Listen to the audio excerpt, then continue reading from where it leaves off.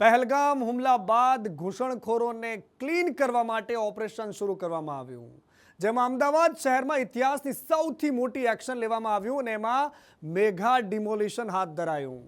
અમદાવાદમાં ઘૂસણખોરોનો ગઢ ગણાતો ચંડોળા તળાવનો વિસ્તાર કે જેને મિની બાંગ્લાદેશ તરીકે ઓળખવામાં આવે છે, વહીવટી તંત્રએ એને મિની બાંગ્લાદેશમાં જબરદસ્ત ઓપરેશન કર્યું.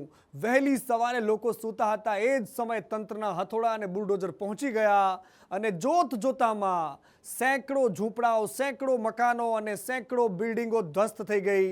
અને આ ઓપરેશન ક્લીનમાં એક સાથે એક જ ઝાટકે આ ઘૂસણખોરોનો લગભગ 30 વર્ષના અડ્ડાને સાફ કરવામાં આવ્યો. કેવી રીતે આખું ઓપરેશન પાર પાડવામાં આવ્યું, જોઈએ આ વિશેષ અહેવાલમાં. ઇતિહાસની સૌથી મોટી એક્શન. અમદાવાદમાં અતિક્રમણ પર આક્રમણ.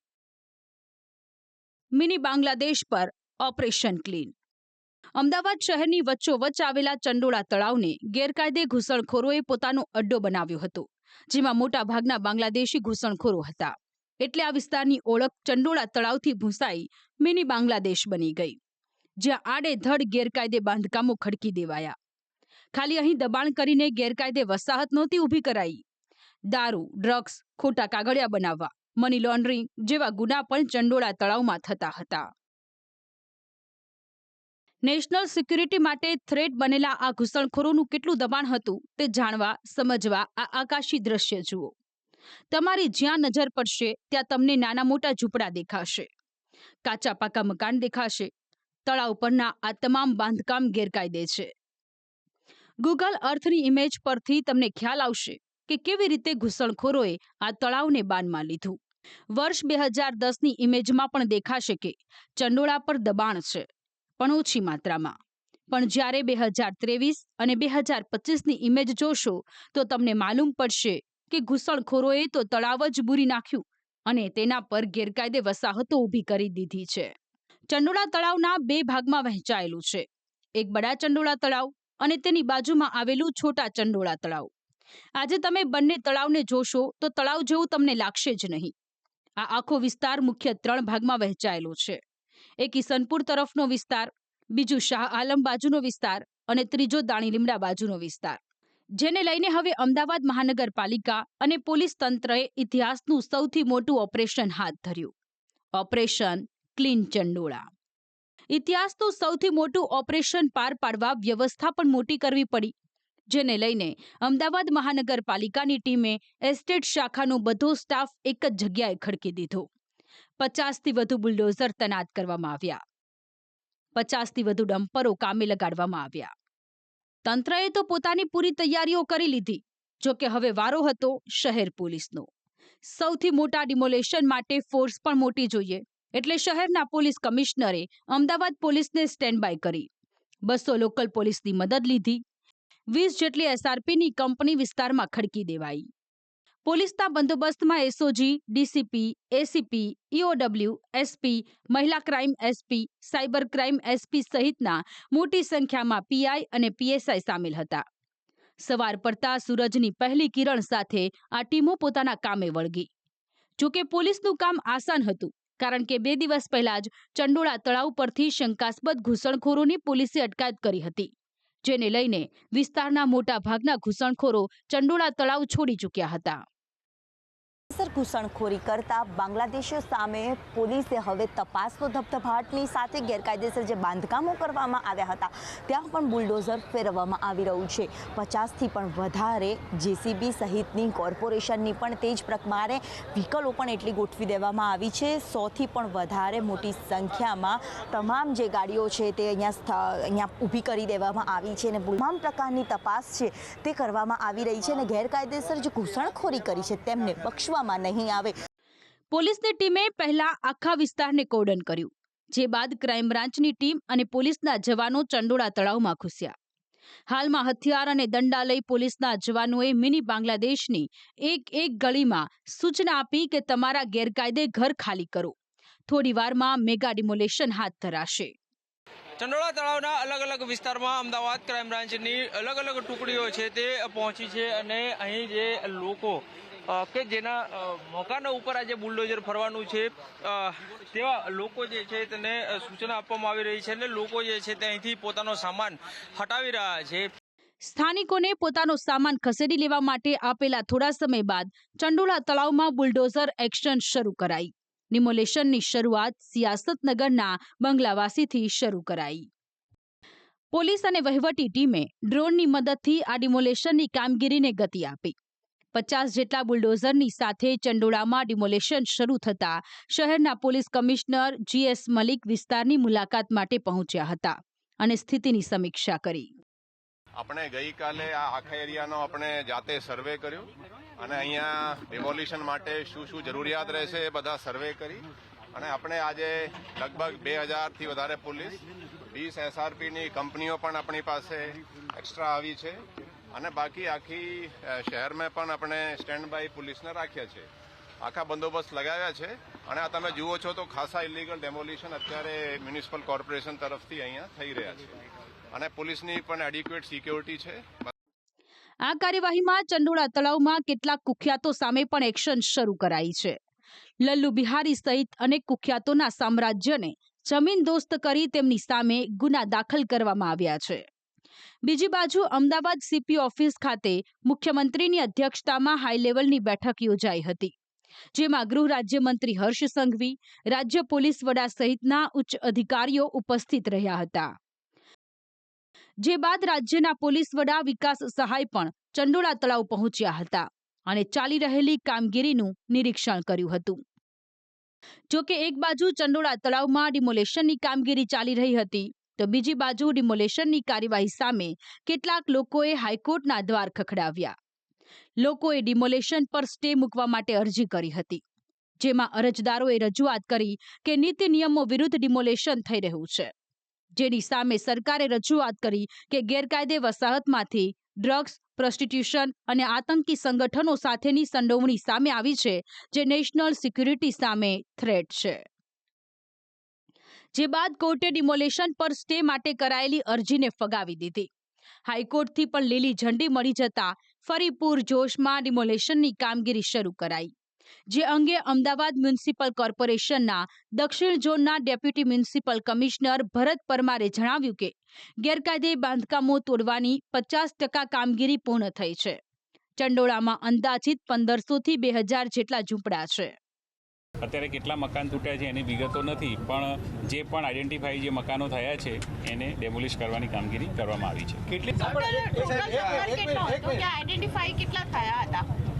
અંદાજે લગભગ 1.5 થી 2000 જેટલા હશે, પણ હજુ જે અમારી પાસે આકલન જ્યારે ફાઇનલ થશે ત્યારે ખ્યાલ આવશે. પણ જ્યારે પત્રકારોએ સવાલ પૂછ્યો કે વર્ષોથી બાંધકામ હતા તો અત્યાર સુધી તંત્ર શું ઊંઘતું હતું, તો અધિકારી અકળાઈ ગયા અને પ્રેસ અટકાવીને જતા રહ્યા. चंडोला तालाब से अरे एक मिनट सर प्लीज सर एक मिनट हमें रिव्यू करने जाना है. તમે જાજો એક મિનિટ. ચલો સર, આ ચંડોળા તળાવ છે એ કોની પાસે છે અત્યારે આનો કબજો? સરકારે સોંપ્યો છે, એનસીએ સ્વીકાર્યો. પણ એ તો એને બોલવું. ચંડોળા તળાવમાં મેગા ડિમોલેશનની કામગીરી હાથ ધરાતા કોંગ્રેસના ધારાસભ્ય ઇમરાન ખેડાવાલાએ પ્રતિક્રિયા આપી કે સરકાર અત્યારે સફાળી જાગી છે. ઘૂસણખોરો સામે કાર્યવાહી કરવામાં ના નથી, પણ જે બીજા રાજ્યના લોકો છે તેમને વૈકલ્પિક વ્યવસ્થા આપવી જોઈએ. પોલીસ કમિશનર અમદાવાદ તરફથી ખૂબ મોટા પ્રમાણમાં ચંડોળા તળાવની આજુબાજુ જે ડિમોલેશન થઈ રહ્યું છે તે ડિમોલેશન માટે અવારનવાર સંકલન સમિતિની મિટિંગના અંદર દરેક ધારાસભ્ય અને MP રજૂઆત કરતા હતા કે આટલા મોટા પ્રમાણમાં ગેરકાયદેસર રીતથી જે બાંગ્લાદેશીઓ અહીંયા વસવાટ કરી રહ્યા છે, જેમના પાસે કોઈ પુરાવા કે વિઝા નથી, તેવા લોકોને તાત્કાલિક દૂર કરવા જોઈએ. સરકાર અત્યારે સફાળે જાગી છે. જે કોઈ બીજા રાજ્યમાંથી આવેલા છે, કોઈ રાજસ્થાનમાંથી આવેલું છે, કોઈ MPમાંથી, કોઈ બીજા UP બિહારમાંથી આવેલા છે, એવા લોકો પણ ચંડોળાની આજુબાજુ રહે છે અને વર્ષોથી તેમના પુરાવા છે અને તેઓ ભારતીય છે. એવા લોકોની પણ સરકારની જવાબદારી છે કે આ લોકોને સરકાર કોઈ પણ વૈકલ્પિક વ્યવસ્થા આપે. અમદાવાદના પૂર્વ ધારાસભ્ય ગ્યાસુદ્દીન શેખે પણ ભારતીય નાગરિકો માટે રાહત શિબિર બનાવવામાં આવે તેવી માંગ કરી છે. બાંગ્લાદેશી અને વિદેશી નાગરિકો ઉપર જે પગલાં લેવામાં આવ્યા, ડિટેન કરવામાં આવ્યા, એમના પુરાવાની ચકાસણી કરવામાં આવી અને જે 800 કરતા વધુ લોકોને જે છે ડિટેન કર્યા હતા, એમાંથી 200થી વધારે જે છે એ બાંગ્લાદેશી કે વિદેશી નાગરિકો તરીકે એમની ઓળખ થઈ. બાકી 600 લોકો એ ભારતીય હતા. એમને પ્રશંસનીય રીતે એમના પુરાવાની ચકાસણી કરી અને ક્રાઇમ બ્રાન્ચે એમને છોડી મૂક્યા. એને હું આવકારું છું. ભારતીય નાગરિકોને તાત્કાલિક એમને જે છે ઈડબ્લ્યુએસના મકાનોની અંદર એમને વૈકલ્પિક વ્યવસ્થા આપવી જોઈએ. અને આપના માધ્યમથી હું કહેવા માંગુ છું કે બાંગ્લાદેશીઓને કે વિદેશી નાગરિકોને તાત્કાલિક એવી કડક સજા કરી અને એમને એવી રીતના મૂકી આવો કે પાછા એ ભારત દેશમાં ક્યારે આવવાનું નામ ના લે, કેમ કે આ દેશની અંદર એમનું કોઈ સ્થાન નથી. આપણે જોયું. મહત્વનું છે કે અમદાવાદ મહાનગરપાલિકાએ પણ અનેકવાર ચંડોળા તળાવના નવીનીકરણનો પ્રોજેક્ટ હાથ ધર્યો હતો.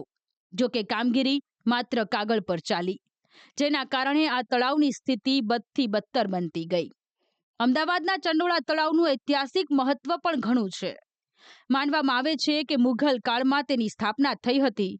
જો કે તેનું અસ્તિત્વ અમદાવાદની સ્થાપના પહેલાનું છે. ચંડોળા તળાવ કાંકરિયા તળાવ પછી અમદાવાદનું બીજું મોટું તળાવ છે. ઐતિહાસિક દાંડીકૂચ વખતે ગાંધીજી પણ ચંડોળા તળાવના કિનારે રોકાયા હતા. આમ અનેક ઐતિહાસિક ઘટનાનું સાક્ષી છે ચંડોળા તળાવ. જો કે હાલ તે અપરાધિક ગતિવિધિઓ માટે કુખ્યાત બની ચૂક્યું છે. 1 વર્ષથી અમદાવાદ સિટીમાં છે. 2022થી કેમ નથી તે હું આન્સર નહીં આપી શકું, પણ 2022થી ઘણા બધા કેસો અહીંયા થયા છે, ચાહે ડ્રગ્સનો હોય, ચાહે પ્રોસ્ટિટ્યુશનનો હોય, ચાહે ગેરકાયદેસર પ્રવૃત્તિનો હોય.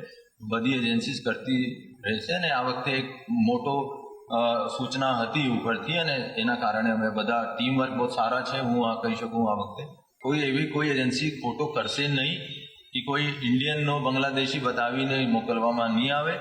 અને જો બાંગ્લાદેશી કહે છે એના પાસે ઘણા બધા અમે એના પાસે પુરાવા પણ મેળવીએ છીએ. ચંડોળા તળાવ મિની બાંગ્લાદેશ તરીકે ઓળખાય છે. જો કે હવે તંત્રએ ઓપરેશન ક્લીન શરૂ કર્યું છે, જેની 50થી 60% કામગીરી પૂરી થયાનું કહેવાઈ રહ્યું છે. જો કે સંપૂર્ણ કામગીરી માટે હજુ 2 દિવસ લાગશે તેવું અધિકારીઓનું માનવું છે. બ્યુરો રિપોર્ટ, સંદેશ ન્યૂઝ. અને ગજબનો ખેલ ચાલતો હતો અમદાવાદમાં. લગભગ 2 થી 3 દાયકાથી આ ખેલ ચાલતો હતો. તંત્ર ઊંઘતું રહ્યું.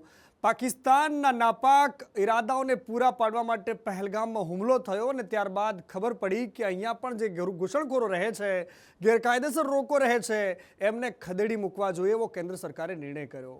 પછી ખબર પડી કે અમદાવાદમાં પણ એક બાંગ્લાદેશ રહે છે અને તંત્રની ગોળીઓ છૂટી. એક સાથે થોકબંધ ગાડીઓ, સેંકડોની સંખ્યામાં પોલીસના જવાનો, સેંકડોની સંખ્યામાં અમદાવાદ મ્યુનિસિપલ કોર્પોરેશનના જવાનો અને જે પહોંચ્યા ત્યારબાદ જે કાર્યવાહી થઈ, ઇતિહાસની સૌથી મોટી કાર્યવાહી ગણાશે અમદાવાદ શહેરમાં કે જે આટલું મોટું ડિમોલેશન હટાવવામાં આવ્યું. જોમાં તમને લાગતું હશે કે તંત્રના બુલડોઝરે ત્યાં ખાલી બાંગ્લાદેશીઓના ઝૂંપડા તોડ્યા છે, તો એવું નથી. ત્યાં ઝૂંપડાઓની સાથે સાથે કેટલાક આલિશાન ફાર્મ હાઉસ પણ તૂટ્યા છે. કેટલાક મોટા મોટા મકાનો પણ જમીનદોસ્ત થયા છે. એક મહેબૂબ પઠાણ, એનું નામ મહેબૂબ પઠાણ છે, પરંતુ એને લોકો લલ્લા બિહારીના નામે ઓળખે છે. આ લલ્લા બિહારી કોઈ હિન્દી ફિલ્મોના ખલનાયક જેવો છે. 2 દાયકાથી આ જગ્યા પર શાસન કરે છે. એનું એક હથ્થું શાસન ચાલે છે. એનો બોલ એના માટે કાયદો છે, કારણ કે અનેક લોકોનો માય બાપ છે. બહારથી લોકો આવે, બાંગ્લાદેશથી આવે કે ગમે ત્યાંથી આવે, એમના માટે એક જ એડ્રેસ અને એ નામ છે લલ્લા બિહારી. લલ્લા બિહારીએ ગેરકાયદેસર બાંધકામનો એવડો મોટો અડ્ડો બનાવ્યો કે પોલીસ પણ જોઈને આજે ચોંકી ઉઠી. કારણ કે ન માત્ર ઘર, ન માત્ર ઝૂંપડું, એણે આખું સામ્રાજ્ય બનાવી દીધું.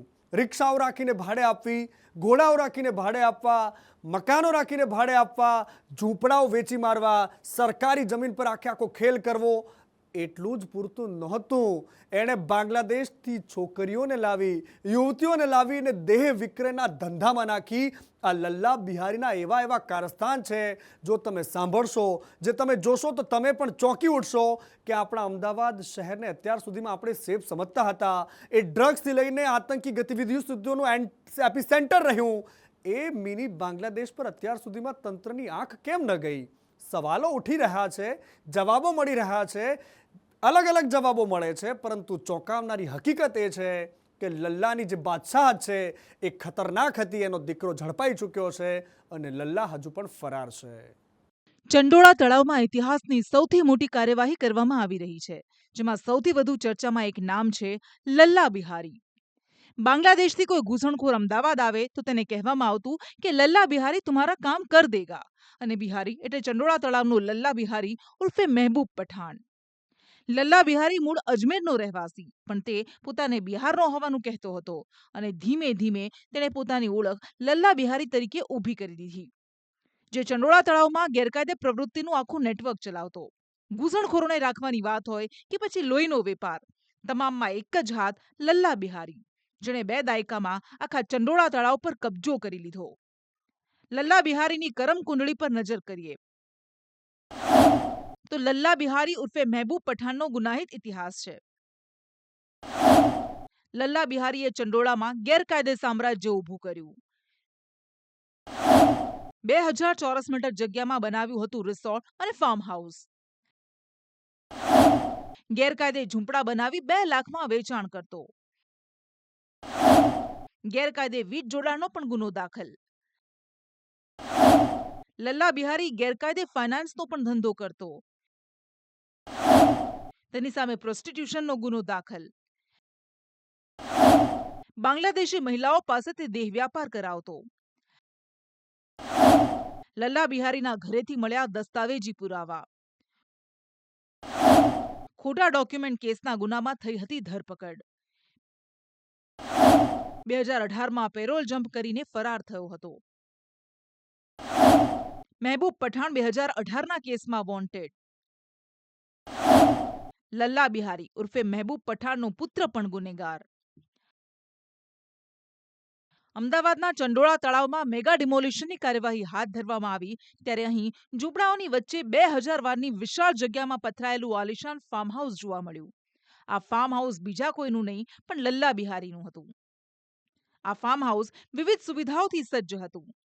ફાર્મ હાઉસ હવેલીને પણ ટક્કર મારે એવું હતું, જેમાં કિચન, હિંચકા, ફુવારા, mini swimming pool, children play area અને એસીથી સજ્જ રૂમ બનાવવામાં આવ્યા હતા.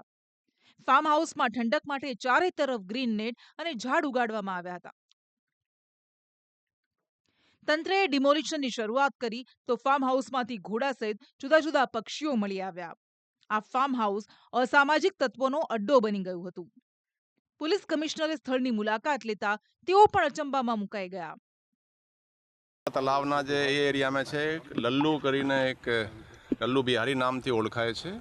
એના તમે જુઓ કેવી રીતે એન્ક્રોચમેન્ટ એને કર્યા છે. એના ઘણી બધી દુકાનો બનાવી લીધી, મકાનો જુઓ. અહીંયા એના 200થી વધારે તો ઓટો રિક્ષાઓ એ રાખતા હતા, ભાડા ઉપર આપતા હતા, અને એની પાસે ઘોડા પણ અહીંયા મળ્યા છે. તો એની પ્રવૃત્તિ આવી હતી કે લોકોને ખોટા રેન્ટ એગ્રીમેન્ટ બનાવી અને એ લોકોના જે આધારના જે આપવાનું બનાવવાનું જે કાર્યવાહી છે એમાં એ મદદ કરતા હતા. તો એના વિરુદ્ધ આપણે FIR આજે ક્રાઇમ બ્રાન્ચમાં દાખલ કરી છે. અને અહીંયા એ જોઈને ખરેખર તાજુબ લાગે છે. આ બધું તલાવનો એરિયા છે અને સુપ્રીમ કોર્ટના ઓર્ડર છે કે તલાવમાં કે જાહેર જગ્યામાં એ રીતે એન્ક્રોચ થાય. લલ્લા બિહારીના ફાર્મ હાઉસનું ડિમોલિશન કરતા કેટલાક મહત્વપૂર્ણ દસ્તાવેજ પણ ત્યાંથી મળી આવ્યા હતા, જેમાં વાહન ભાડે આપવાથી માંડીને ઘર ભાડા માટેની જુદી જુદી સ્કીમ ચલાવતો હતો. આવ્યું કુખ્યાત બુટલેગર લલ્લા બિહારીના ત્યાં ડિમોલેશન હાથ ધરવામાં આવ્યું. ત્યાં કેટલાક જરૂરી એવા દસ્તાવેજી પુરાવા પણ સામે આવે છે. સંદેશ ન્યૂઝની આપ સ્ક્રીન પર જોઈ શકો છો કે જે રીતે ઘૂસણખોરીઓને અહીંયા રાખવામાં આવતા હતા અને તેમને કેવા પ્રકારની વ્યવસ્થા આપવી તે બાબતનું પણ જે નિયમો છે, કયા પ્રકારના નિયમોનું અહીંયા રહેવા માટેનું પાલન કરવું તેનું લિસ્ટ સામે આવ્યું છે. સાથે જે ગેરકાયદેસર ફાઇનાન્સનો બિઝનેસ કરતો હતો અને જો આ રિક્ષા હોય કે પછી લોડિંગ રિક્ષા હોય તે પણ ભાડે તો આપતો જ હતો અને સાથે જ તેની પાસે ભાડા પણ બમણા વસૂલ કરતો હતો. સાથે જે લાઇટ બિલો મળી આવ્યા છે જેમાં અલગ અલગ બંને નામ છે. લાઇટ બિલની બી યાદી જે બનાવવામાં આવી હતી તે પણ અલગ અલગ નામ સાથે બનાવવામાં આવી છે. અહીંયા તમામ જે ભાડાની યાદી બુક જે સામે આવી છે કે બેફામ ભાડાઓ છે તે વાહનો ચાલકો પાસેથી તો લેવામાં આવતા હતા, ઘર માલિકો પાસેથી પણ લેવામાં આવતા હતા. અને આજે આખું લિસ્ટ પછી પાર્કિંગના જે ચાર્જ વસૂલ કરવામાં આવે જેમાં લોકોના નામ, એડવાન્સ હોય તો એડવાન્સ, જૂના બાકી હોય તો, એટલે બેફામ ઉઘાડી લૂંટ અહીંયા આ લલ્લા બિહારી દ્વારા કરવામાં આવતી હતી. તેના આ ડોક્યુમેન્ટ્સના આધારે સ્પષ્ટ બાબત સામે કહેવાય રહ્યું છે કે લલ્લા બિહારી એજન્ટ થકી બાંગ્લાદેશીઓને લાવતો હતો. તે વ્યક્તિ દીઠ 10 થી 15,000 રૂપિયા લેતો અને જગ્યા ભાડે આપતો. એટલું જ નહીં, ગેરકાયદે આવેલા બાંગ્લાદેશીઓને ખોટા દસ્તાવેજ બનાવી આપતો. જો કે હાલ લલ્લા બિહારી પોલીસ પકડથી દૂર છે, પરંતુ તેના દીકરા ફતેહને પોલીસે ઝડપી પાડ્યો છે.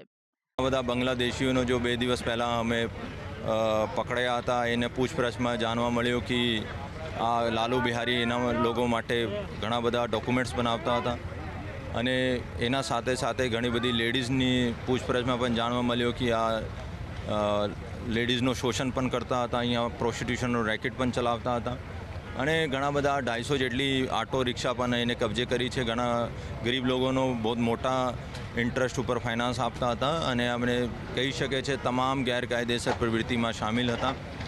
પેરોલ જમ્પ હતા, એના દીકરા પણ અત્યારે સંભાળતા હતા અને ટૂંક સમયમાં એના દીકરાને લાલા બિહારીનો અટક કરવામાં.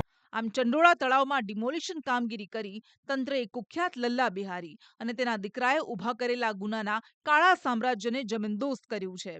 આ સાથે તંત્રએ ચંડોળા તળાવમાં આવા નાના મોટા તમામ લલ્લા બિહારીના સામ્રાજ્યનો ખાત્મો બોલાવ્યો છે. બ્યુરો રિપોર્ટ, સંદેશ ન્યૂઝ.